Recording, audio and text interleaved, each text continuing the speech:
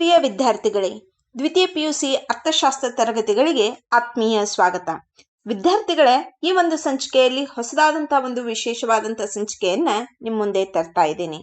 ನೋಡಿ, ಈ ಒಂದು ಸಂಚಿಕೆಯಲ್ಲಿ ದ್ವಿತೀಯ ಪಿಯುಸಿ ಅರ್ಥಶಾಸ್ತ್ರ ನಿಮ್ಗೆ ಈಗಾಗಲೇ ಗೊತ್ತಿರುವಂಗ ದ್ವಿತೀಯ ಪಿಯುಸಿ ಅರ್ಥಶಾಸ್ತ್ರದಲ್ಲಿ ಸೂಕ್ಷ್ಮ ಅರ್ಥಶಾಸ್ತ್ರ ಮತ್ತು ಸಮಗ್ರ ಅರ್ಥಶಾಸ್ತ್ರ ಎಂಬಂತಹ 2 ಭಾಗಗಳಿವೆ. ಈ 2 ಭಾಗಗಳಲ್ಲಿ ಒಟ್ಟಾರೆಯಾಗಿ 11 ಅಧ್ಯಾಯಗಳು ವಿದ್ಯಾರ್ಥಿಗಳಿಗಿವೆ. ಈ 11 ಅಧ್ಯಾಯದಲ್ಲಿ 9 ಅಧ್ಯಾಯಗಳಲ್ಲಿ ಹೊಂದಿಸಿ ಬರೆಯಿರಿ ಪ್ರಶ್ನೆಗಳಿವೆ. ಹೊಂದಿಸಿ ಬರೆಯಿರಿ ಪ್ರಶ್ನೆಗಳು ವಾರ್ಷಿಕ ಪರೀಕ್ಷೆಯಲ್ಲಿ 5 ಅಂಕದ ಸುಲಭವಾದಂತಹ ಪ್ರಶ್ನೆ. ಹಾಗಾಗಿ ವಿದ್ಯಾರ್ಥಿಗಳು ಈ ತರದ ಸುಲಭ ಪ್ರಶ್ನೆಗಳಿಗೆ 5ಕ್ಕೆ 5 ಅಂಕಗಳನ್ನ ತೆಗೆದುಕೊಂಡ್ರೆ ನಿಮಗೆ ಸ್ಕೋರ್ ಮಾಡ್ಲಿಕ್ಕಾಗಿರ್ಬೋದು ಅಥವಾ ಪಾಸ್ ಆಗ್ಲಿಕ್ಕಾಗಿರ್ಬೋದು, ಟಾಪರ್ ಬರ್ಲಿಕ್ಕೆ ನಿಮಗೆ ಬಹಳ ಅನುಕೂಲ ಆಗ್ತತಿ. ಹಾಗಿದ್ರೆ ಈ ಒಂದು ಹೊಂದಿಸಿ ಬರೆಯಿರಿಯನ್ನ ಒಂದೇ ಕಡೆ ನಿಮಗೆ ಕೊಡೋದ್ರ ಮೂಲಕ ಈ ಸಂಚಿಕೆಯಲ್ಲಿ ಒಂದು ಉಪಯೋಗವಾದ್ರ, ಮತ್ತೊಂದು ಕಡೆ ಈ ಒಂದು ಸಂಚಿಕೆಯನ್ನ ನೀವು ಬೇರೆ ಯಾವುದೇ ಕೆಲಸವನ್ನ ಮಾಡ್ತಾ ಇರುವಾಗ, ನೀವು ಟ್ರಾವೆಲ್ ಮಾಡುವಾಗಾಗಿರ್ಬೋದು, ಕೆಲಸಗಳನ್ನ ಮಾಡುವಾಗಾಗಿರ್ಬೋದು, ರೇಡಿಯೋ ಗತೆ ಈ ಒಂದು ಸಂಚಿಕೆಯನ್ನ ನೀವು ಆನ್ ಮಾಡಿ ಇಟ್ಕೊಂಡು ಅದನ್ನ ಗಮನವಿಟ್ಟು ಆಲಿಸಿದ್ರಿ ಅಂತಂದ್ರ ನೀವು 5 ಮಾರ್ಕ್ಸ್ ಅನ್ನ ಈಸಿಯಾಗಿ ಗಳಿಸಬಹುದು. ಎಲ್ಲಾ 11 ಅಧ್ಯಾಯಗಳ ಒಂದು ಹೊಂದಿಸಿ ಬರೆಯಿರಿಯನ್ನ ಒಂದೆಡೆ ನಾನು ಈ ವಿಡಿಯೋದಲ್ಲಿ ನಿಮಗೆ ನೀಡ್ತಾ ಇದ್ದೀನಿ. ಹಾಗಿದ್ರೆ ತಡ ಮಾಡದೆ ಈ ಒಂದು ವಿಡಿಯೋನ ಚಾಲೂ ಮಾಡೋಣ. ಇನ್ನ ಭಾಗ ಎ, ಸೂಕ್ಷ್ಮ ಅರ್ಥಶಾಸ್ತ್ರ. ಸೂಕ್ಷ್ಮ ಅರ್ಥಶಾಸ್ತ್ರದಲ್ಲಿ ಬರುವಂತಹ ಅಧ್ಯಾಯ 1ರ ಹೊಂದಿಸಿ ಬರೆಯಿರಿಯನ್ನ ಇಲ್ಲಿ ನೋಡೋಣ. ನೋಡಿ ವಿದ್ಯಾರ್ಥಿಗಳೇ, ಎ ಪಟ್ಟಿ ಮತ್ತು ಬಿ ಪಟ್ಟಿ ಅಂತ ಹೇಳಿ 2 ಒಂದು ಭಾಗಗಳಿರ್ತಾವು. ಎ ಪಟ್ಟಿಯ ಪ್ರಶ್ನೆಗಳಿಗೆ ಸರಿಯಾದಂತಹ ಬಿ ಪಟ್ಟಿಯ ಪ್ರಶ್ನೆಗಳನ್ನ ನಾವು ಹೊಂದಿಸಿ ಬರಿಬೇಕಾಗ್ತತಿ. 5 ಪ್ರಶ್ನೆಗಳಿಗೆ 5 ಬಿ ಪಟ್ಟಿಯ ಆಪ್ಷನ್ಗಳಿರ್ತಾವು. ಅವುಗಳನ್ನ ಸರಿಯಾಗಿ ಹೊಂದಿಸಿ ನಾವು ಬರೆದ್ರೆ 5ಕ್ಕೆ 5 ಅಂಕಗಳು ಬರ್ತಾವು. ಇನ್ನ ಎ ಪಟ್ಟಿಯ ಮೊದಲನೇ ಪ್ರಶ್ನೆಯನ್ನ ನಾವು ನೋಡೋಣ. ಮಾರುಕಟ್ಟೆ ಅರ್ಥವ್ಯವಸ್ಥೆ. ಮಾರುಕಟ್ಟೆ ಅರ್ಥವ್ಯವಸ್ಥೆಗೆ ಸರಿಯಾದಂತ ಉತ್ತರ ಖಾಸಗಿ ಒಡೆತನ. ಹೌದಾ? ಇನ್ನು ಬಿ, ಇನ್ನು 2ನೇದ್ದು ಶಿಕ್ಷಕರ ಸೇವೆ. ಶಿಕ್ಷಕರ ಸೇವೆಗೆ ಸರಿಯಾದಂತ ಹೊಂದಿಸಿ ಬರೆಯುವಂತಹ ಉತ್ತರ ಆಪ್ಷನ್ ಸಿ, ಕೌಶಲ್ಯ. ಇನ್ನು 3ನೇದ್ದು ಕೇಂದ್ರೀಯೋಜಿತ ಆರ್ಥಿಕತೆ. ಕೇಂದ್ರೀಯೋಜಿತ ಆರ್ಥಿಕತೆ ಅಂದ್ರ ಇದಕ್ಕೆ ಹೊಂದಿಸಿ ಬರೆದಾಗ ನಮಗ್ ಬರುವಂತಹ ಸರಿಯಾದ ಉತ್ತರ ಬಿ ಪಟ್ಟಿಯ ಸರ್ಕಾರ. ಕೇಂದ್ರೀಯೋಜಿತ ಆರ್ಥಿಕತೆ ಅಂದ್ರ ಸರ್ಕಾರ ನಡೆಸುವಂಥದ್ದು. ಇಲ್ಲಿ ಸರ್ಕಾರವನ್ನ ಕೊಟ್ಟಾರ. ಮಾರುಕಟ್ಟೆ ಅರ್ಥವ್ಯವಸ್ಥೆ ಅಂದ್ರ ಖಾಸಗಿಯವರ ಒಡೆತನದಲ್ಲಿ ಇರ್ತತಿ. ಖಾಸಗಿಯವರ ಒಡೆತನ ಕರೆಕ್ಟ್ ಆದಂತ. ಶಿಕ್ಷಕರ ಸೇವೆ, ಶಿಕ್ಷಕರು ಯಾವ ರೀತಿ ಅವರ ಕೌಶಲ್ಯದಿಂದ ಸೇವೆ ಕೊಡ್ತಿರ್ತಾರ, ಅದಕ್ಕೆ ಸರಿಯಾದಂತ ಉತ್ತರ ಕೌಶಲ್ಯ. ಈ 3 ಉತ್ತರಗಳು ಅಥವಾ ಪ್ರಶ್ನೆ ನಮಗಷ್ಟು ಡಿಫಿಕಲ್ಟ್ ಅನ್ಸಲ್ರಿ. ಡಿಫಿಕಲ್ಟ್ ಬರುವುದೆಲ್ಲೇ ಈ ಕೆಳಗಿನ 4 ಮತ್ತು 5ರಲ್ಲಿ. ನಾವು ವಿದ್ಯಾರ್ಥಿಗಳು ಬಹಳಷ್ಟು ಕನ್ಫ್ಯೂಷನ್ ಆಗ್ತಾರ. ನಾವು ವ್ಯಾಲ್ಯೂಯೇಷನ್ಗೆ ಹೋದಾಗೂ ನಾವು ನೋಡ್ಕೊತೇವಿ, ಅವರು ತಪ್ಪಾಗಿ ಅರ್ಥೈಸಿಕೊಂಡು ಅಥವಾ ಗಡಿಬಿಡಿಯಲ್ಲಿ ಉತ್ತರವನ್ನ ಬರೆಯುವಾಗ ಉತ್ತರವನ್ನ ತಪ್ಪಾಗಿ ಬರೀತಾರ. ಎಲ್ಲಿ ಅಂದ್ರ ಪ್ರಶ್ನೆ ಸಂಖ್ಯೆ 4, ವಾಸ್ತವಿಕ ಅರ್ಥಶಾಸ್ತ್ರ. ವಾಸ್ತವಿಕ ಅರ್ಥಶಾಸ್ತ್ರ ಇದ್ದದ್ದು ಇದ್ದ ಹಾಗೆ ಹೇಳುವಂತಹ ಶಾಸ್ತ್ರ, ಈಗಾಗಲೇ ನಿಮ್ಗೆ ಗೊತ್ತಿರುವಂತದ್ದು. ಇದಕ್ಕ ನಮಗೆ ಸರಿ ಹೊಂದಿಸಿದಾಗ ಯಾವ್ದು ಬರ್ತೈತಿ ಉತ್ತರ ಅಂತಂದ್ರ ವಾಸ್ತವಿಕ ಅರ್ಥಶಾಸ್ತ್ರಕ್ಕೆ ಬಿ ಪಟ್ಟಿಯ ಈ ಸರಿಯಾದಂತ ಉತ್ತರ ಕಾರ್ಯತಂತ್ರಗಳ ಕಾರ್ಯನಿರ್ವಹಣೆ. ಇನ್ನು 5ನೇದ್ದು ಮಾದರಿ ಅರ್ಥಶಾಸ್ತ್ರ. ಮಾದರಿ ಅರ್ಥಶಾಸ್ತ್ರದ ಸರಿಯಾದಂತಹ ಉತ್ತರ ಕಾರ್ಯತಂತ್ರಗಳ ಮೌಲ್ಯಮಾಪನ. ನೋಡ್ರಿ, ಮಾದರಿ ಅರ್ಥಶಾಸ್ತ್ರ ಅಂದ್ರೆ ನಿಮ್ಗೆ ಈಗಾಗಲೇ ಗೊತ್ತಿರುವಂತದ್ದೇನು ಅಂತಂದ್ರೆ ಸರಿ ತಪ್ಪುಗಳನ್ನ ಹೇಳೋದು. ಸರಿ ತಪ್ಪು ಎಲ್ಲಿ ಆಕತ್ರಿ? ಮೌಲ್ಯಮಾಪನ ಕೆಲಸಗಳಲ್ಲಿ ಆಕೇತಿ. ಹಾಗಾಗಿ ಈ ತರ ನೀವು ನೆನಪಿಟ್ಟುಕೊಂಡು ಕನ್ಫ್ಯೂಷನ್ ಮಾಡ್ಕೊಳ್ಳಾರ್ದಂಗ ಬರಿಬೇಕಾಕೇತಿ. ಹೌದಾ? ಮತ್ತೊಂದ್ಸಲ ನಾನು ಕ್ವಿಕ್ ಆಗಿ ಅದರ ರಿವಿಷನ್ ಹೇಳ್ತೇನೆ, ನೋಡ್ರಿ, ಅದನ್ನ ಕರೆಕ್ಟ್ ಆಗಿ ಗಮನಿಸಿ. ಮಾರುಕಟ್ಟೆ ಅರ್ಥವ್ಯವಸ್ಥೆ ಖಾಸಗಿ ಒಡೆತನ, ಶಿಕ್ಷಕರ ಸೇವೆ ಕೌಶಲ್ಯ, ಕೇಂದ್ರೀಯೋಜಿತ ಆರ್ಥಿಕತೆ ಸರ್ಕಾರ, ವಾಸ್ತವಿಕ ಅರ್ಥಶಾಸ್ತ್ರ ಕಾರ್ಯತಂತ್ರಗಳ ಕಾರ್ಯನಿರ್ವಹಣೆ, ಮಾದರಿ ಅರ್ಥಶಾಸ್ತ್ರ ಕಾರ್ಯತಂತ್ರಗಳ ಮೌಲ್ಯಮಾಪನ. ಎಸ್, ನೀವಿದನ್ನ ಮನನ ಮಾಡ್ತಾ ಇದ್ರಿ ಅಂತಂದ್ರೆ ನಿಮಗೆ 5 ಅಂಕಗಳು ಬರ್ತಾವು. ಇನ್ನ ಮುಂದಿನ ಅಧ್ಯಾಯವನ್ನ ನೋಡೋಣ. ಅಧ್ಯಾಯ 2, ಅನುಭೋಗಿ ವರ್ತನೆಯ ಸಿದ್ಧಾಂತ. ಇದರಲ್ಲಿ ಬರುವಂತಹ ಹೊಂದಿಸಿ ಬರೆಯಿರಿ ಪ್ರಶ್ನೆಗಳು ಎ ಪಟ್ಟಿ ಮತ್ತು ಬಿ ಪಟ್ಟಿ ಇಲ್ಲೂ ಕೂಡ ಕೊಟ್ಟಿರುತ್ತದೆ. ಎ ಪಟ್ಟಿಯಲ್ಲಿರುವ ಅಂಶಗಳಿಗೆ ನಾವು ಬಿ ಪಟ್ಟಿಯನ್ನ ಸರಿಯಾಗಿ ಹೊಂದಿಸಿ ಬರಿಬೇಕು. ಮೊದಲನೇ ಪ್ರಶ್ನೆ ಬೇಡಿಕೆ ರೇಖೆ. ಬೇಡಿಕೆ ರೇಖೆ ಹೆಂಗಿರ್ತೈತಪ್ಪ ಅನ್ನೋದ್ರ ಮ್ಯಾಲ ಕೇಳ್ಯಾರ. ಹಾಗಿದ್ರೆ ಬಿ ಪಟ್ಟಿಯಲ್ಲಿ ಯಾವ್ದು ಸರಿಯಾಗಿ ಬರ್ತಿತ್ರಿ? ಬೇಡಿಕೆ ರೇಖೆ ಕೆಳಮುಖ ಇಳಿಜಾರು ಇರ್ತತಿ, ನಿಮಗ್ ಗೊತ್ತಿರ್ತತಿ. ಬಲದಿಂದ ಎಡಕ್ಕೆ ಕೆಳಮುಖವಾಗಿ ಇಳಿಜಾರನ್ನ ಹೊಂದಿರ್ತತಿ. ಸರಿಯಾದಂತ ಉತ್ತರ ಏನಾಕತಿ? ಬೇಡಿಕೆ ರೇಖೆ ಕೆಳಮುಖ ಇಳಿಜಾರು. ಇನ್ನು ಸರಳ ಬೇಡಿಕೆ ರೇಖೆ. ಸರಳ ಬೇಡಿಕೆ ರೇಖೆ ಅಂದ್ರೆ ಇಲ್ಲ ಇಕ್ವೇಶನ್ ಕೇಳಾರ ಅನ್ನೋದು ಸ್ಪಷ್ಟ ಆಕೈತಿ, ಹೌದಾ? ಹಾಗಾಗಿ ಸರಿಯಾದಂತ ಉತ್ತರ ಏನು ಅಂತಂದ್ರ option A, D P equal to A minus B P. ಇದು ಸರಿಯಾದಂತ ಉತ್ತರ. ಇನ್ನು ಸರಿಸಮ ಬೇಡಿಕೆ ಸ್ಥಿತಿಸ್ಥಾಪಕತ್ವ. ಮೂರನೇ ಪ್ರಶ್ನೆ, ಸರಿಸಮ ಬೇಡಿಕೆ ಸ್ಥಿತಿಸ್ಥಾಪಕತ್ವ. ಸರಿಸಮ ಬೇಡಿಕೆ ಸ್ಥಿತಿಸ್ಥಾಪಕತ್ವ ಅಂದ್ರೆ ಇದು ಸ್ಥಿತಿಸ್ಥಾಪಕತ್ವದ ಬಗ್ಗೆ ಮಾತಾಡ್ತಾ ಐತಿ ಅನ್ನೋದು ಗೊತ್ತಾಕೈತಿ. ಬೆಲೆ ಬೇಡಿಕೆ ಸ್ಥಿತಿಸ್ಥಾಪಕತ್ವದ ಒಂದು ವರ್ಗೀಕರಣದಲ್ಲಿ ಒಂದು. ಇದಕ್ಕ ಸರಿಯಾದಂತ ಉತ್ತರ ಯಾವ್ದು ಹೇಳ್ರಿ? ಇದಕ್ಕ ಸರಿಯಾದಂತ ಉತ್ತರ ಇಡಿ ಈಕ್ವಲ್ ಟು 1 ಅಂದ್ರೆ elasticity of demand equal to 1. ಇದು ಸ್ಥಿತಿಸ್ಥಾಪಕತ್ವಕ್ಕೆ ಸಂಬಂಧಿಸಿದಂತಹ ಪ್ರಶ್ನೆ. ಬೆಲೆ ಬೇಡಿಕೆ ಸ್ಥಿತಿಸ್ಥಾಪಕತ್ವದ ಒಂದು ವರ್ಗೀಕರಣ ಯಾವುದು ಅಂದ್ರೆ ಸರಿಸಮ ಬೇಡಿಕೆ ಸ್ಥಿತಿಸ್ಥಾಪಕತ್ವ. ಸರಿಸಮ ಬೇಡಿಕೆ ಸ್ಥಿತಿಸ್ಥಾಪಕತ್ವ ಇದ್ದಾಗ ಬೇಡಿಕೆ ಸ್ಥಿತಿಸ್ಥಾಪಕತ್ವ ಏನಾಗಿರ್ತತಿ? 1ಕ್ಕೆ ಸಮನಾಗಿರ್ತತಿ. ಅದನ್ನ ಇಲ್ಲೇ ಪ್ರಶ್ನೆ ಕೇಳಾರ. ಇನ್ನು ಮುಂದಿನದಾಗಿ ಪೂರಕ ಸರಕುಗಳು. ಇಲ್ಲಿ ಪೂರಕ ಸರಕುಗಳಿಗೆ ಒಂದು ಉದಾಹರಣೆ ಕೊಟ್ಟಾರ್ರಿ. ಆ ಮೂಲಕ ನಾವು ಉತ್ತರವನ್ನ ಸುಲಭವಾಗಿ ಬರಿಬಹುದಾದಂತಹ ಉತ್ತರ ಪೂರಕ ಸರಕುಗಳು ಅಂತಂದ್ರ ಪೆನ್ನು ಮತ್ತು ಶಾಯಿ. ಇವು ಪೆನ್ ಇಲ್ದಂಗ ನಾವು ಶಾಯಿಯನ್ನ ಬಳಸಿ ಬರೆಯಕ್ಕಾಗಲ್ಲ, ಶಾಯಿ ಇಲ್ದಂಗ ನಾವು ಪೆನ್ ಅನ್ನ ಬಳಸಿ ಬರೆಯಕ್ಕಾಗಲ್ಲ. ನಾವು ಒಂದೇನಾದ್ರೂ ಬರಿಬೇಕು ಅಂತಂದ್ರ ಪೆನ್ನು ಬೇಕು, ಶಾಹಿನೂ ಬೇಕು. ಪೆನ್ನು ಮತ್ತು ಶಾಯಿ ಒಂದಕ್ಕೊಂದು ಪೂರಕ ಸರಕುಗಳು.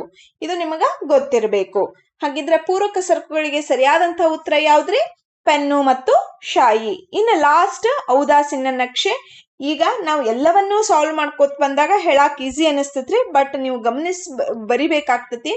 ಈ ಒಂದು ಹೊಂದಿಸಿ ಬರೀರಿಯಲ್ಲಿ ಇದನ್ನ ನೀಟಾಗಿ ಕಲಿತ್ರಿ ಅಂತಂದ್ರ ಇದ ನಿಮಗ ಔದಾಸೀನ್ಯ ನಕ್ಷೆ ಅಂದ್ರೇನು ಅಂತ ಒಂದು ವಾಕ್ಯದಲ್ಲಿ ಕೇಳಿದ್ರಪ್ಪ, ಅಥವಾ 4 ಅಂಕದ ಔದಾಸೀನ್ಯ ನಕ್ಷೆಯನ್ನ ರೇಖಾಚಿತ್ರದೊಂದಿಗೆ ವಿವರಿಸಿ ಅಂತಾರ. ನೀ ಏನೂ ಓದಿಲ್ಲ ಅಂದ್ರೂ ಈ ಒಂದನ್ನ ನೀ ನೆನಪಿಟ್ಕೊಂಡಿ ಅಂತಂದ್ರೆ ಅಟ್ಲೀಸ್ಟ್ ಕ್ವಶನ್ ನಂಬರ್ ಹಾಕಿ ಇಷ್ಟಾದ್ರೂ ಬರ್ಬೋದು.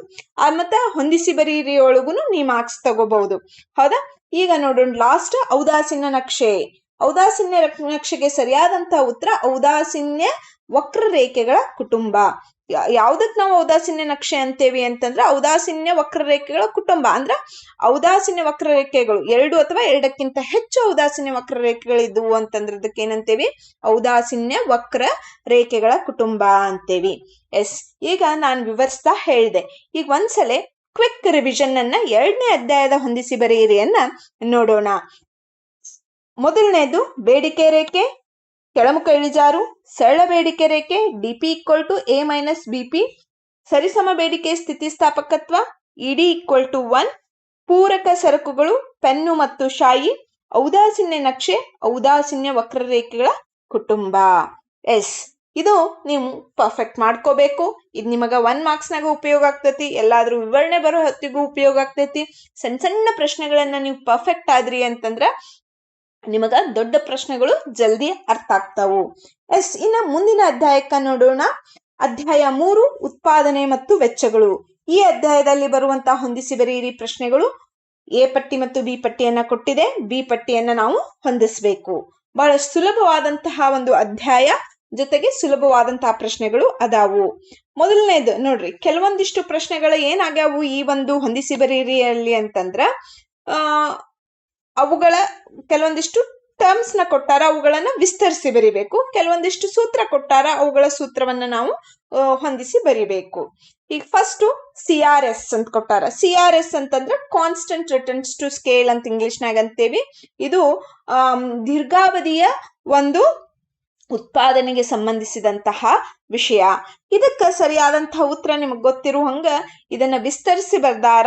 CRS ಅನ್ನೋದು ಕನ್ನಡ ಮೀಡಿಯಂ ವಿದ್ಯಾರ್ಥಿಗಳಿಗೆ ಸ್ಥಿರ ಪ್ರತಿಫಲಗಳ ಪ್ರಮಾಣ ಅಂತ ಆಕೈತಿ. CRS ಈಕ್ವಲ್ ಟು ಸ್ಥಿರ ಪ್ರತಿಫಲಗಳ ಪ್ರಮಾಣ. ಇನ್ನ SAC ಎರಡನೇದೇನ್ರಿ? SAC ಅಂತಂದ್ರ ಶಾರ್ಟ್ ರನ್ ಅವರೇಜ್ ಕಾಸ್ಟ್ ಅಂತ ಬರ್ತೈತಿ. ಶಾರ್ಟ್ ರನ್ ಅವರೇಜ್ ಕಾಸ್ಟ್ ಅಂತ ಬಂದಾಗ ಇಲ್ಲಿ ಅದರದ ವಿಸ್ತೃತ ರೂಪವನ್ನೇ ಕೊಟ್ಟಿದ್ದಾರೆ ಅಂತ ನಾವು ಹೇಳ್ಬಹುದು. ಸರಿಯಾದಂತ ಉತ್ತರ ಆಪ್ಷನ್ ಸಿ, ಅಲ್ಪಾವಧಿ ಸರಾಸರಿ ವೆಚ್ಚ. ಇನ್ನ MPL ಅಂದ್ರೇನ್ರಿ? Marginal productivity of labour. ಇಲ್ಲಿ MPL ಅಂದ್ರೆ ಮಾರ್ಜಿನಲ್ ಪ್ರೊಟೆಕ್ಟಿವಿಟಿ ಆಫ್ ಲೇಬರ್.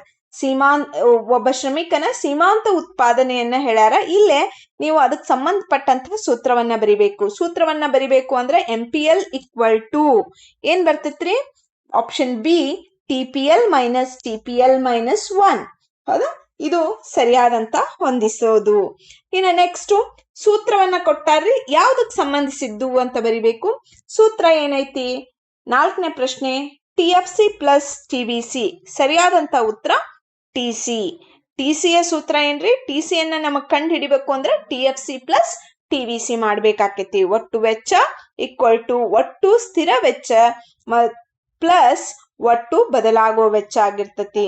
ಇನ್ನು ಕೊನೆಯದಾಗಿ ಲಾಸ್ಟಿಗೆ ಉಳಿದಿದ್ದು ಇದು ಕೊಟ್ಟಾರ, ನಾವು ಅದರ ಒಂದು ಇಕ್ವೇಶನ್ ಅನ್ನ, ಒಂದು ಅಂಶವನ್ನ ಕೊಟ್ಟಾರ, ಅದರ ಇಕ್ವೇಶನ್ ಅನ್ನ ನಾವು ಹುಡುಕ್ಬೇಕಾಕೈತಿ. ಏನ್ ಕೊಟ್ಟಾರ? 5ನೇದ್ದು SMC ಅನ್ನ ಹೆಂಗ್ ಕಂಡು ಹಿಡಿತೇವಿ?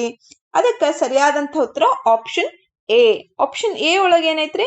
SMC equal to change in TC divided by change in Q. ಇದಿಷ್ಟು ಏನು ಅಂತಂದ್ರೆ 3ನೇ ಅಧ್ಯಾಯದ ಹೊಂದಿಸಿ ಬರೀರಿ. ಇದರಲ್ಲಿ ನಾನು ಕ್ವಿಕ್ ಆಗಿ ರಿವಿಷನ್ ಹೇಳ್ತೇನೆ, ನೀವು ಅಬ್ಸರ್ವ್ ಮಾಡ್ರಿ, ಸ್ಪೀಡ್ ಆಗಿ ಹೇಳ್ತಿರ್ತೇನೆ. ಒಂದ್ಸಲ ಕ್ವಿಕ್ ರಿವಿಷನ್. CRS ಸ್ಥಿರ ಪ್ರತಿಫಲಗಳ ಪ್ರಮಾಣ, SAC ಅಲ್ಪಾವಧಿ ಸರಾಸರಿ ವೆಚ್ಚ, marginal productivity of labour, MPL equal to TPL minus TPL 1, TFC plus TBC equal to TC, SMC equal to change in TC divided by change in Q. ಇದು 3ನೇ ಅಧ್ಯಾಯದ್ದಾತು. ಇನ್ನು 4ನೇ ಅಧ್ಯಾಯ ನೋಡೋಣ. ಅಧ್ಯಾಯ 4 ಪರಿಪೂರ್ಣ ಪೈಪೋಟಿಯಲ್ಲಿ ಉದ್ಯಮ ಘಟಕ ಸಿದ್ಧಾಂತ. ಇದರ ಒಂದು ಹೊಂದಿಸಿ ಬರೆಯಿರಿ ಪ್ರಶ್ನೆಗಳನ್ನ ನೋಡೋಣ. ಇದು ಸಹಿತ ಬಹಳ ಸುಲಭವಾದಂಥದ್ದು. ಕೆಲವೊಂದಿಷ್ಟು ಕಾನ್ಸೆಪ್ಟ್ ಕೊಟ್ಟಾರ, ಕೆಲವೊಂದಿಷ್ಟು ಇಕ್ವೇಶನ್ ಕೊಟ್ಟಾರ. ನಾವು ಅವುಗಳನ್ನ ಹೊಂದಿಸಿದ್ರ ಈಸಿಯಾಗಿ ನಾವು ಕಂಡುಹಿಡಿಬಹುದು. ಮೊದಲನೇದು MR ಈಕ್ವಲ್ ಟು ಏನ್ ಬರ್ತತಿ? MR equal to change in TR divided by change in Q. ಹೌದಾ? Marginal revenue equal to change in total revenue divided by change in Q. ಹೌದಾ? ಇದು ಸೂತ್ರಕ್ಕೆ ಸಂಬಂಧಿಸಿದ್ದು. ನೆಕ್ಸ್ಟ್ ಕೂಡ ಸೂತ್ರಕ್ಕೆ ಸಂಬಂಧಿಸಿದ್ದೇ ಕೇಳ್ಯಾರ. ಪೈ, ಇದಕ್ಕೆ ನಾವು ಪೈ ಅಂತೇವ್ರಿ, ಅಥವಾ ಪ್ರಾಫಿಟ್ ಅಂತಾನೂ ಅನ್ಬಹುದು. ಈ ಚಿಹ್ನೆಗೆ ಪೈ ಅಂತ ಯೂಸ್ ಮಾಡ್ತೇವೆ ಮ್ಯಾಥಮೆಟಿಕಲಿ. ಸರಿಯಾದಂತ ಉತ್ತರ profit equal to TR minus TC. Profit ನಮಗೆ ಹೆಂಗ್ ಸಿಗ್ತೈತ್ರಿ? ಒಟ್ಟು ಆದಾಯದಲ್ಲಿ ಒಟ್ಟು ವೆಚ್ಚವನ್ನ ಕಳೆದ್ರ ಉಳಿದ ಭಾಗನ ನಮಗೇನಾಗಿರ್ತತಿ? ಲಾಭ ಆಗಿರ್ತತಿ. ಇದು 2ನೇ ಪ್ರಶ್ನೆಯಲ್ಲಿ ಐತಿ. ಇನ್ನು 3ನೇ ಪ್ರಶ್ನೆ AR ಅಂದ್ರೆ ಅವರೇಜ್ ರೆವಿನ್ಯೂ ಅನ್ನ ಕಂಡುಹಿಡಿಯೋ ಸೂತ್ರ ಏನು? Total revenue divided by Q. ಅಂದ್ರೆ ಪ್ರತಿ ಒಂದು ಘಟಕದಿಂದ ಬಂದಂತಹ ಆದಾಯ ಅವರೇಜ್ ರೆವಿನ್ಯೂ ಅಂತ ಹೇಳ್ತೇವೆ, ಅಥವಾ ಸರಾಸರಿ ಆದಾಯಕ್ಕ ಸೂತ್ರ ಏನೈತ್ರಿ? ಒಟ್ಟು ಆದಾಯ divided by Q. TR divided by Q ಆಗಿರ್ತತಿ.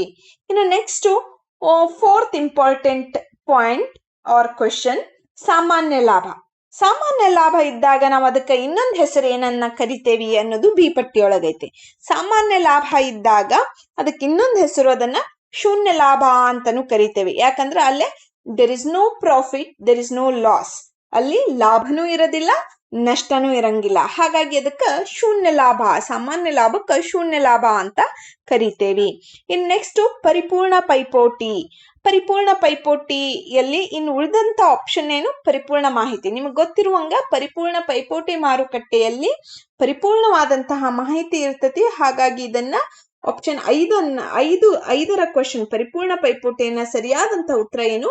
ಪರಿಪೂರ್ಣ ಮಾಹಿತಿ. ಹೌದಾ? ಇದು ಸರಿಯಾದಂತಹ ಉತ್ತರ. ಇನ್ನ ಈ ಒಂದು 4ನೇ ಅಧ್ಯಾಯದ ಕ್ವಿಕ್ ರಿವಿಷನ್ ಅನ್ನ ನೋಡೋಣ.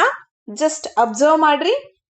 MR is equal to change in TR divided by change in Q. Profit is equal to TR minus TC. AR equal to TR divided by Q. ಸಾಮಾನ್ಯ ಲಾಭ equal to ಶೂನ್ಯ ಲಾಭ. ಪರಿಪೂರ್ಣ ಪೈಪೋಟಿ equal to ಪರಿಪೂರ್ಣ ಮಾಹಿತಿ. ಇದು 4ನೇ ಅಧ್ಯಾಯದ್ದು. ಇನ್ನ ಸೂಕ್ಷ್ಮ ಅರ್ಥಶಾಸ್ತ್ರದ ಕೊನೆಯ ಅಧ್ಯಾಯವಾದಂತಹ ಮಾರುಕಟ್ಟೆ ಸಮತೋಲನವನ್ನ ನಾವೀಗ ನೋಡೋಣ. ಅದರಲ್ಲಿ ಬರುವಂತಹ ಹೊಂದಿಸಿ ಬರೆಯಿರಿ ಪ್ರಶ್ನೆಗಳನ್ನ ಇಲ್ಲಿ ನಾವು ಚರ್ಚಿಸೋಣ. ನೋಡಿ, ಇಲ್ಲಿ ಎ ಪಟ್ಟಿ ಮತ್ತು ಬಿ ಪಟ್ಟಿಯನ್ನ ಕೊಡ್ಲಾಗೈತಿ.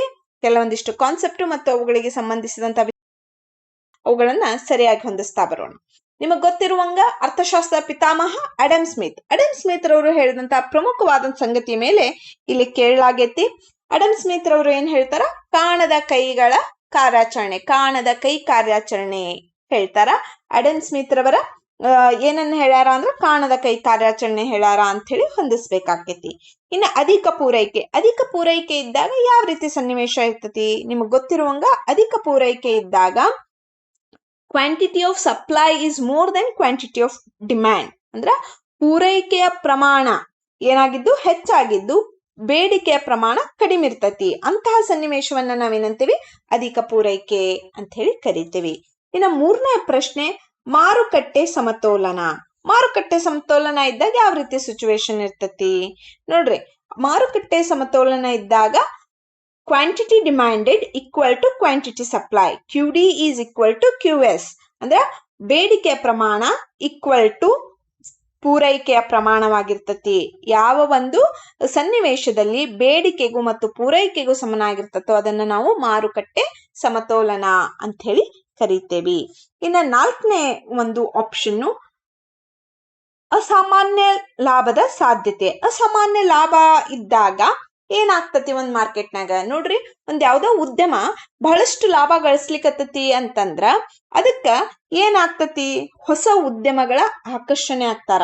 ಯಾವುದೇ ಒಂದು XYZ ಒಂದು ಪ್ರೊಡಕ್ಷನ್ನಿನ ಉದ್ಯಮ ಐತಿ ಅಂತ ಅನ್ಕರಿ, ಅದಕ್ಕೆ ಹೆಚ್ಚು ಬೇಡಿಕೆ ಐತಿ, ಹೆಚ್ಚು ಲಾಭವನ್ನ ಪಡಿಲಿಕ್ಕತ್ತತಿ, ಅಸಾಮಾನ್ಯವಾದಂತ ಲಾಭವನ್ನ ಪಡಿಲಿಕ್ಕತ್ತತಿ ಅಂದಾಗ ಆ ಒಂದು ಉದ್ಯಮವನ್ನ ಮತ್ತಷ್ಟು ಜನ ಮಾಡ್ಲಿಕ್ಕೆ ಮುಂದೆ ಬರ್ತಾರೆ, ಯಾಕಂದ್ರೆ ಲಾಭದಲ್ಲಿ ಇರ್ತತಿ. ಹಾಗಾಗಿ ಅಸಾಮಾನ್ಯ ಲಾಭದ ಸಾಧ್ಯತೆಗೆ ಸರಿಯಾದಂತ ಉತ್ತರ ಹೊಸ ಉದ್ಯಮಗಳ ಆಕರ್ಷಣೆ, ಬೇರೆ ಹೊಸಬರನ್ನ ಅದು ಆಕರ್ಷಣೆ ಮಾಡ್ಕೊಳ್ತತಿ ಅಂತ ಹೇಳ್ಬಹುದು. ಇನ್ನು last 5th one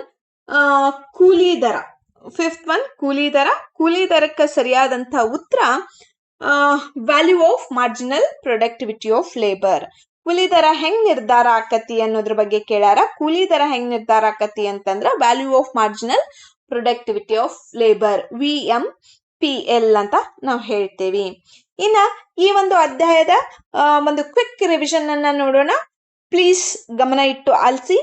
Adam Smith, ಕಾಣದ ಕೈಗಳ ಕಾರ್ಯಾಚರಣೆ, ಅಧಿಕ ಪೂರೈಕೆ, QS is more than QD, ಮಾರುಕಟ್ಟೆ ಸಮತೋಲನ, QD is equal to QS, ಅಸಾಮಾನ್ಯ ಲಾಭದ ಸಾಧ್ಯತೆ, ಹೊಸ ಉದ್ಯಮಗಳ ಆಕರ್ಷಣೆ, ಕೂಲಿ ದರ, VMPLS. ಇನ್ನು ಇಲ್ಲಿಗೆ ಸೂಕ್ಷ್ಮ ಅರ್ಥಶಾಸ್ತ್ರದ ಒಂದು ಎಲ್ಲಾ ಅಧ್ಯಾಯಗಳ ಹೊಂದಿಸಿ ಬರೆಯಿರಿ ಮುಗೀತು. ಇನ್ನು ಮುಂದಿನ ಸಮಗ್ರ ಅರ್ಥಶಾಸ್ತ್ರವನ್ನ ನೋಡೋಣ.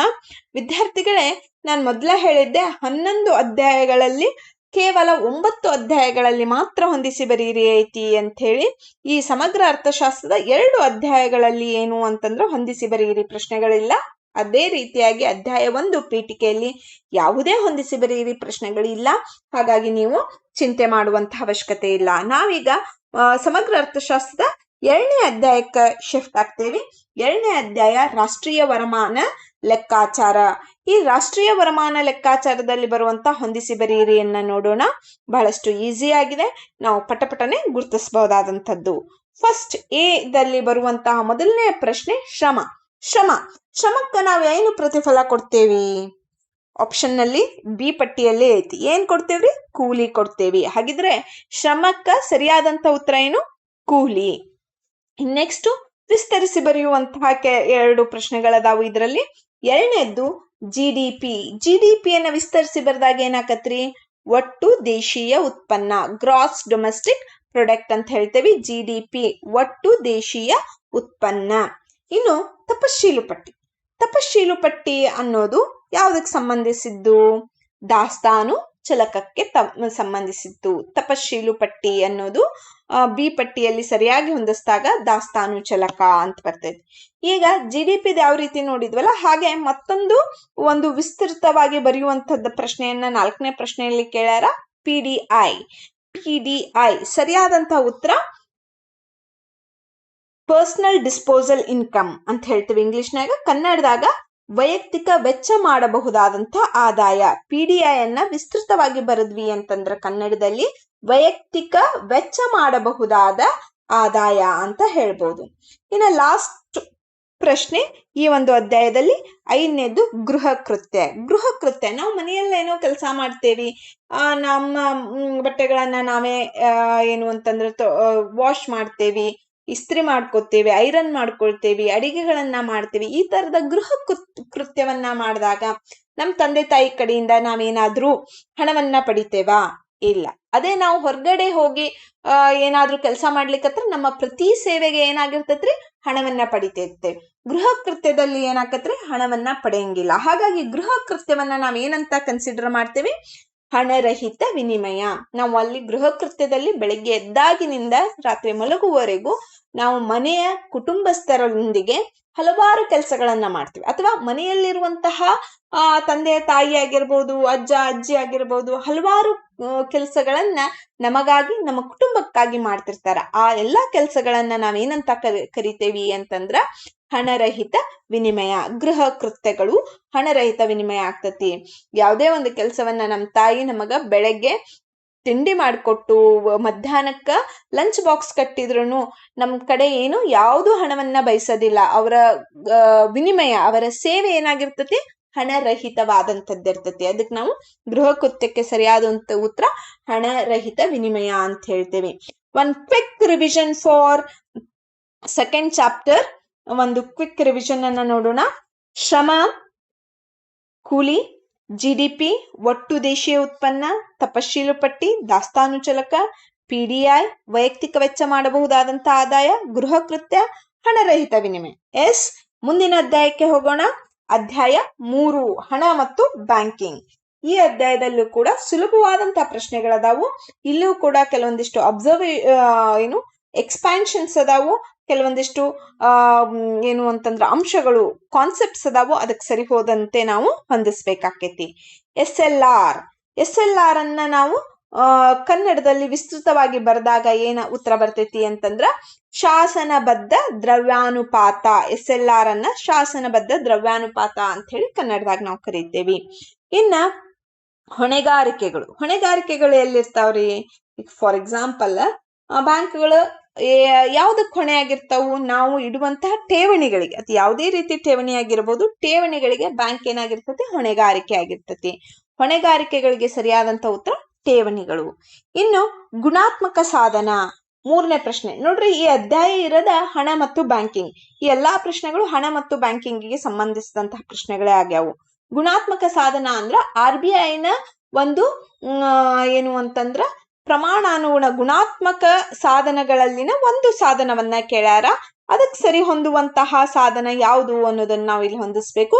ಗುಣಾತ್ಮಕ ಸಾಧನಕ್ಕೆ ಸರಿಯಾದಂತ ಉತ್ತರ ಆಪ್ಷನ್ ಇ, ಸೀಮಾಂತ ಅಗತ್ಯತೆ. ಆಪ್ಷನ್ ಇ, ಸೀಮಾಂತ ಅಗತ್ಯತೆ. ಸೀಮಾಂತ ಅಗತ್ಯತೆ ಅನ್ನೋದು ಒಂದು ಗುಣಾತ್ಮಕ ಸಾಧನದಲ್ಲಿ ಒಂದು. ಹೌದಾ? ನೆಕ್ಸ್ಟ್ 4ನೇ ಪ್ರಶ್ನೆ, M3 ಮತ್ತು M4. ಇವು ಇಲ್ಲಿ 4 ವಿಧವಾದಂತಹ ಒಂದು ಹಣದ ವ್ಯವಸ್ಥೆಯನ್ನ ನಾವು ಹೇಳ್ತೇವೆ. M1, M2, M3, M4. ಅದರಲ್ಲಿ ಪ್ರಮುಖವಾಗಿ M3 ಮತ್ತು M4 ಎಂತಹ ಹಣ ಅಂತ ಹೇಳ್ತೇವಿ ಅಂತಂದ್ರ ವಿಶಾಲ ಹಣ ಅಂತ ಹೇಳಿ ಕರಿತೇವಿ. ಹಾಗಾಗಿ ಸರಿಯಾದಂತ ಉತ್ತರ ಏನಾಗಿರ್ತತಿ? ವಿಶಾಲ ಹಣ. M3 ಮತ್ತು M4 ವಿಶಾಲ ಹಣ ಆಗಿರ್ತತಿ. ಲಾಸ್ಟ್ ಒನ್, ಮರು ಖರೀದಿ ಒಪ್ಪಂದ. ಮರು ಖರೀದಿ ಒಪ್ಪಂದ ಅಂತ ಬಂದಾಗ ಇದು ಕೂಡ RBIಗೆ ಸಂಬಂಧಿಸಿದಂತಾಗಿರ್ತತಿ. ಸರಿಯಾದಂತ ಉತ್ತರ ರೆಪೋ. ಹೌದಾ? ಇದಿಷ್ಟು ಏನು ಅಂತಂದ್ರ ಹಣ ಮತ್ತು ಬ್ಯಾಂಕಿಂಗ್ ಅಧ್ಯಾಯದ್ದು. ಇದರ ಕ್ವಿಕ್ ರಿವಿಷನ್ ಅನ್ನ ನೋಡೋಣ. ಪ್ಲೀಸ್ ಗಮನವಿಟ್ಟು ಆಲಿಸಿ. ಪಟ್ಟಿಯದ ಮೊದಲು ಹೇಳ್ತೇನೆ, ಅದಕ್ಕೆ ಹೊಂದಿಸಿ ಹೇಳ್ತೇನೆ, ಗಮನಿಸಿ. SLR ಶಾಸನಬದ್ಧ ದ್ರವ್ಯಾನುಪಾತ, ಹೊಣೆಗಾರಿಕೆಗಳು ಠೇವಣಿಗಳು, ಗುಣಾತ್ಮಕ ಸಾಧನ ಸೀಮಾಂತ ಅಗತ್ಯತೆ, M3 ಮತ್ತು M4 ವಿಶಾಲ ಹಣ, ಮರು ಖರೀದಿ ಒಪ್ಪಂದ ರೆಪೋ. ಇದು 3ನೇ ಅಧ್ಯಾಯದ ಮುಗೀತು. ಇನ್ನು 4ನೇ ಅಧ್ಯಾಯ ಆದಾಯ ಮತ್ತು ಉದ್ಯೋಗ ನಿರ್ಧಾರ. ಈ ಅಧ್ಯಾಯದಲ್ಲಿ ಬರುವಂತ ಹೊಂದಿಸಿ ಬರೆಯಿರಿ ಪ್ರಶ್ನೆಗಳನ್ನ ನೋಡೋಣ. ಇಲ್ಲೂ ಕೂಡ ಕೆಲವೊಂದಿಷ್ಟು ಸೂತ್ರಗಳು, ಕೆಲವೊಂದಿಷ್ಟು ಕಾನ್ಸೆಪ್ಟ್ಗಳನ್ನ ಕೇಳ್ಯಾರ. ಪಟ್ಟಿಗೆ ಸರಿಯಾಗಿ ಹೊಂದುವಂತಹ B ಪಟ್ಟಿಯ ಅಂಶಗಳನ್ನ ನಾವು ಹೊಂದಿಸಿ ಬರಿಬೇಕಾಗ್ತತಿ. ಮೊದಲನೇ ಪ್ರಶ್ನೆ ಉಳಿತಾಯ. ಉಳಿತಾಯಕ್ಕೆ ಸರಿಯಾದಂತಹ ಸೂತ್ರ, ಉಳಿತಾಯ ಹೆಂಗಾಕೇತ್ರಿ ಅಂತಂದ್ರ ಆದಾಯದಲ್ಲಿ ಅನುಭೋಗವನ್ನ ಕಳೆದ್ರೆ ಉಳಿತಾಯ ಆಕತಿ. ಒಟ್ಟಾರೆ ಆದಾಯದಲ್ಲಿ Y, ಆದಾಯ ಅಂದ್ರೇನ್ರಿ? ಇಲ್ಲಿ indication Y. y minus C. C ಅಂದ್ರೆ ಏನ್ರಿ? ಅನುಭೋಗ, ಕನ್ಸಂಪ್ಷನ್. y ಮೈನಸ್ ಸಿ ಆಗಿ ಉಳಿದ ಭಾಗನೇ ಏನಾಗಿರ್ತತಿ? ಉಳಿತಾಯ ಆಗಿರ್ತತಿ. ಫಾರ್ ಎಕ್ಸಾಂಪಲ್, ನನ್ನ ಹತ್ರ 100 ರೂಪಾಯಿ ಐತಿ, ನಾ 80 ರೂಪಾಯಿ ಖರ್ಚು ಮಾಡಿದೆ, ಅನುಭೋಗ ಮಾಡಿದೆ ಅಂತಂದ್ರ ಉಳ್ದಂಥದ್ದು 20 ಏನಾಗಿರ್ತತಿ? ಉಳಿತಾಯ ಆಗಿರ್ತತಿ. y ಮೈನಸ್ ಸಿ ಅಂತ ನಾವು ಹೇಳ್ಬಹುದು. ಇನ್ ನೆಕ್ಸ್ಟ್ ಕಚ್ಚಾ ಸರಕು, ಸರಕುಗಳಿಗೆ ಸಂಬಂಧಿಸಿದ್ದು. ಕಚ್ಚಾ ಸರಕನ್ಗೆ ಇನ್ನೊಂದು ಹೆಸರು ಏನು ಅಂತಂದ್ರ, ಕಚ್ಚಾ ಸರಕಿಗೆ ಮತ್ತೊಂದು ಹೆಸರು ಮಧ್ಯವರ್ತಿ ಸರಕು ಅಂತ ಹೇಳಿ. ಯಾಕಂದ್ರೆ ಮತ್ತೊಂದು ವಸ್ತುವನ್ನ ಉತ್ಪಾದನೆ ಮಾಡುವಲ್ಲಿ ಸಹಾಯಕ ಮಾಡ್ತತಿ. ಹಾಗಾಗಿ ಅದಕ್ಕೆ ಏನಂತೇವಿ ನಾವು? ಮಧ್ಯವರ್ತಿ ಸರಕು ಅಂತ ಹೇಳ್ತೇವಿ. ಅದಕ್ಕೆ ಕಚ್ಚಾ ಸರಕು. ಇನ್ನ ನೆಕ್ಸ್ಟ್ 3ನೇ ಪ್ರಶ್ನೆ, ಆದಾಯದ ಪ್ರತಿ ಘಟಕದ ಅನುಭೋಗ. ಆದಾಯದ ಪ್ರತಿ ಘಟಕದ ಅನುಭೋಗಕ್ಕೆ ಏನಂತ ಕರಿತೇವಿ ಅಂತಂದ್ರ ಸರಾಸರಿ ಅನುಭೋಗ ಪ್ರವೃತ್ತಿ, APC, average propensity to consume. ಆದಾಯದ ಪ್ರತಿ ಘಟಕದ ಅನುಭೋಗ ಸರಿಯಾದಂತ ಉತ್ತರ ಸರಾಸರಿ ಅನುಭೋಗ ಪ್ರವೃತ್ತಿ. ಇನ್ನು ಮುಂದೆ ಬಂದು 4th ಪ್ರಶ್ನೆ, ಅಂತಿಮ ಸರಕುಗಳ ಸಮಗ್ರ ಬೇಡಿಕೆ. ಅಂತಿಮ ಸರಕುಗಳ ಸಮಗ್ರ ಬೇಡಿಕೆ ಅಂತಂದ್ರ ಅದಕ್ಕೆ ಸರಿಯಾದಂತಹ ಉತ್ತರ ಸಮಗ್ರ ಬೇಡಿಕೆ ಸೂತ್ರ. ಇಲ್ಲಿ ನೋಡ್ರಿ, ಬಿ ಅಲ್ಲಿ ಐತಿ C bar plus I bar plus CY. ಇದು ಸಮಗ್ರ ಬೇಡಿಕೆಯ ಸೂತ್ರ ಆಗೇತಿ. ಹೌದಾ? ಯಾವಾಗ? ಅಂತಿಮ ಸರಕುಗಳ ಸಮಗ್ರ ಬೇಡಿಕೆಯ ಸೂತ್ರ ನಾವಿಲ್ಲಿ ನೋಡಬಹುದು. ಇನ್ನ ಲಾಸ್ಟ್ ಹೆಚ್ಚುವರಿ ಬೇಡಿಕೆ. ಹೆಚ್ಚುವರಿ ಬೇಡಿಕೆ ಆದಾಗ ಏನಾಗ್ತತಿ ಮಾರುಕಟ್ಟೆಯಲ್ಲಿ ಅನ್ನೋದನ್ನ ಇಲ್ಲಿ ಕೇಳ್ಯಾರ. ಹೆಚ್ಚುವರಿ ಬೇಡಿಕೆ ಆದಾಗ ದೀರ್ಘಾವಧಿಯಲ್ಲಿ ಬೆಲೆಗಳು ಏರಿಕೆಗೆ ಕಾರಣವಾಗ್ತಾವು. ಒಂದು ವಸ್ತುವಿಗೆ ಬೇಡಿಕೆ ಹೆಚ್ಚುವರಿ ಆಗ್ತಾ ಹೋದಂಗ ಏನಾಕತ್ರಿ? ದೀರ್ಘಾವಧಿಯಲ್ಲಿ ಆ ವಸ್ತುವಿನ ಬೆಲೆ ಏರಿಕೆ ಆಗ್ಲಿಕ್ಕೆ ಕಾರಣ ಆಗ್ತತಿ ಅಂತ ಹೇಳ್ಬೋದು. ಇದಿಷ್ಟು 4ನೇ ಅಧ್ಯಾಯದ ಹೊಂದಿಸಿ ಬರೆಯಿರಿ. ಇವುಗಳ ಕ್ವಿಕ್ ರಿವಿಷನ್ ಅನ್ನ ಒಂದ್ಸಲ ನೋಡೋಣ. ಉಳಿತಾಯ, y ಮೈನಸ್ ಸಿ, ಕಚ್ಚಾ ಸರಕು, ಮಧ್ಯವರ್ತಿ ಸರಕುಗಳು, ಆದಾಯದ ಪ್ರತಿ ಘಟಕದ ಅನುಭೋಗ, ಸರಾಸರಿ ಅನುಭೋಗ ಪ್ರವೃತ್ತಿ, ಅಂತಿಮ ಸರಕುಗಳ ಸಮಗ್ರ ಬೇಡಿಕೆ C bar plus I bar plus CY, ಹೆಚ್ಚುವರಿ ಬೇಡಿಕೆ, ದೀರ್ಘಾವಧಿಯಲ್ಲಿ ಬೆಲೆಗಳು ಏರಿಕೆಗೆ ಕಾರಣವಾಗುತ್ತದೆ. ಇದು ಇಷ್ಟು 4ನೇ ಅಧ್ಯಾಯದ. ಇನ್ನ 5ನೇ ಅಧ್ಯಾಯ. 5ನೇ ಅಧ್ಯಾಯದಲ್ಲೂ ಕೂಡ ಯಾವುದೇ ರೀತಿ ಹೊಂದಿಸಿ ಬರೆಯಿರಿ ಪ್ರಶ್ನೆಗಳು ಇಲ್ಲ. ಹೌದಾ? ಹಾಗಾಗಿ ಅದ್ರ ಬಗ್ಗೆ ನೀವು ಚಿಂತೆ ಮಾಡಬೇಕಾಗಿಲ್ಲ. ಇನ್ನು 6ನೇ ಅಧ್ಯಾಯವನ್ನ ನೋಡೋಣ. ಕೊನೆಯ ಅಧ್ಯಾಯ ಮುಕ್ತ ಆರ್ಥಿಕತೆ ಮತ್ತು ಸಮಗ್ರ ಅರ್ಥಶಾಸ್ತ್ರ. ಈ ಅಧ್ಯಾಯದಲ್ಲಿ ಬರುವಂತಹ ಪ್ರಶ್ನೆಗಳನ್ನ ನಾವಿಲ್ಲಿ ನೋಡೋಣ. ನೋಡಿ, ಎ ಪಟ್ಟಿಗೆ ಸಂಬಂಧಿಸಿದಂತಹ ಬಿ ಪಟ್ಟಿಯನ್ನ ನಾವು ಇಲ್ಲಿ ನೋಡ್ತಾ ಹೋಗೋಣ. ಬಹಳಷ್ಟು ಈಸಿ ಆಗೈತಿ, ನೀವು ಗಮನವಿಟ್ಟು ಮಾತ್ರ ಕೇಳಬೇಕು. ನೋಡಿ, ಮೊದಲನೇದ್ದು ಹೂಡಿಕೆ. ಹೂಡಿಕೆ ಯಾವ ಖಾತೆಗೆ ಸಂಬಂಧಿಸಿದ್ದು? ಬಂಡವಾಳ ಖಾತೆಗೆ ಸಂಬಂಧಿಸಿದ್ದು. ಹಾಗಾಗಿ ಬಂಡವಾಳ ಖಾತೆ ಸರಿಯಾದಂತ ಉತ್ತರ. ಹೂಡಿಕೆಗೆ ಬಂಡವಾಳ ಖಾತೆ. ಸಂದಾಯ ಬಾಕಿ. ಸಂದಾಯ ಬಾಕಿಯಲ್ಲಿ ಏನು ಒಂದು ಎಂಟ್ರಿಗಳಾಗ್ತಾವು ಅಂತ ನೋಡಿದಾಗ, ಸಂದಾಯ ಬಾಕಿಯಲ್ಲಿ ಸರಕು ಮತ್ತು ಸೇವೆಗಳ ವ್ಯಾಪಾರ, ಸರಕುಗಳ ವ್ಯಾಪಾರ ಮತ್ತು ಸೇವೆಗಳ ವ್ಯಾಪಾರ ಎರಡರದ್ದು ಎಂಟ್ರಿ ಆಗ್ತಾವು. ಹಾಗಾಗಿ ಸಂದಾಯ ಬಾಕಿ ಸರಿಯಾದಂತ ಉತ್ತರ ಸರಕುಗಳು ಮತ್ತು ಸೇವೆಗಳ ವ್ಯಾಪಾರ. ಇನ್ ನೆಕ್ಸ್ಟ್ ವ್ಯಾಪಾರ ಬಾಕಿ. ವ್ಯಾಪಾರ ಬಾಕಿಯಲ್ಲಿ ಏನಾಗ್ತತಿ? ಸರಿಯಾದಂತ ಉತ್ತರ ಸರಕುಗಳ ವ್ಯಾಪಾರ ಅಷ್ಟೇ ಆಗ್ತತಿ. ನೋಡ್ರಿ, ಸಂದಾಯ ಬಾಕಿ ಮತ್ತು ವ್ಯಾಪಾರ ಬಾಕಿ ನಿಮಗ್ 1 ಅಂಕದಲ್ಲೂ ಕನ್ಫ್ಯೂಷನ್ ಆಕೇತಿ, 6 ಮಾರ್ಕ್ಸ್ನಾಗೂ ಕನ್ಫ್ಯೂಷನ್ ಆಕೇತಿ. ಸಂದಾಯ ಬಾಕಿ ಅಂತ ಬಂತು ಅಂತಂದ್ರೆ ನೀವು ನೆನ್ಪಿಟ್ಕೋಬೇಕು ಸರಕು ಮತ್ತು ಸೇವೆಗಳು. ವ್ಯಾಪಾರ ಬಾಕಿ ಅಂತಂದ್ರೆ ಅಲ್ಲಿ ಕೇವಲ ಸರಕುಗಳ ವ್ಯಾಪಾರ ಅಷ್ಟೇ ಇರ್ತೈತಿ. ಇದನ್ನ ಗಮನಿಸ್ಬೇಕು. ಇಲ್ಲಿ ಹೊಂದಿಸಿ ಬರೆಯಲ್ಲಿ ನೀವು ಪರ್ಫೆಕ್ಟ್ ಆದ್ರಿ ಅಂತಂದ್ರ ಒಂದು ವಾಕ್ಯದಲ್ಲಿ ಏನೋ ಪ್ರಶ್ನೆಗಳನ್ನ ಕೇಳಿದ್ರು ಇದೇ ಅಂಶಗಳನ್ನ, ಈ 2 ಅಂಶಗಳನ್ನ ಬಹಳ ಗಮನವಾಗಿ ಇಟ್ಟು ವ್ಯಾಖ್ಯೆಯನ್ನ ರಚಿಸಿ ನೀವು ಉತ್ತರವನ್ನ ಬರಿಬಹುದು. ಈಗ ಫಾರ್ ಎಕ್ಸಾಂಪಲ್ ಸಂದಾಯ ಬಾಕಿ ಅಂದ್ರೆ ಏನು ಅಂತ ಪ್ರಶ್ನೆ ಕೇಳ್ಬಿಟ್ಟಿರ್ತಾರೆ, ನೀವು ಒಂದು ವಾಕ್ಯ ಓದಿರಲ್ಲ ಅಂತಿಕರಿ, ಆದ್ರೂ ಹೊಂದಿಸಿ ಬರೀರಿ ಅನ್ನ ನೀವು ಪರ್ಫೆಕ್ಟ್ ಮಾಡಿರ್ತೀರಿ. ಅವಾಗ ಸಂದಾಯ ಬಾಕಿ ಅಂದ್ರೆ ಏನು ನಿಮಗ್ ಗೊತ್ತಿರ್ತದೆ, ಸರಕು ಸೇವೆಗಳ ವ್ಯಾಪಾರ. ಹಾಗೆ ಸಂದಾಯ ಬಾಕಿ ಎಂದರೆ ಅಲ್ಲಿ ಸರಕು ಮತ್ತು ಸೇವೆಗಳ ವ್ಯಾಪಾರವನ್ನ ಪಟ್ಟಿ ಮಾಡ್ತಾರ ಅಂತ ಬರುದ್ರು ಸಹಿತ ನಿಮಗ ಮಾರ್ಕ್ಸ್ ಬರುವಂತಹ ಸಾಧ್ಯತೆಗಳು ಇರ್ತಾವು.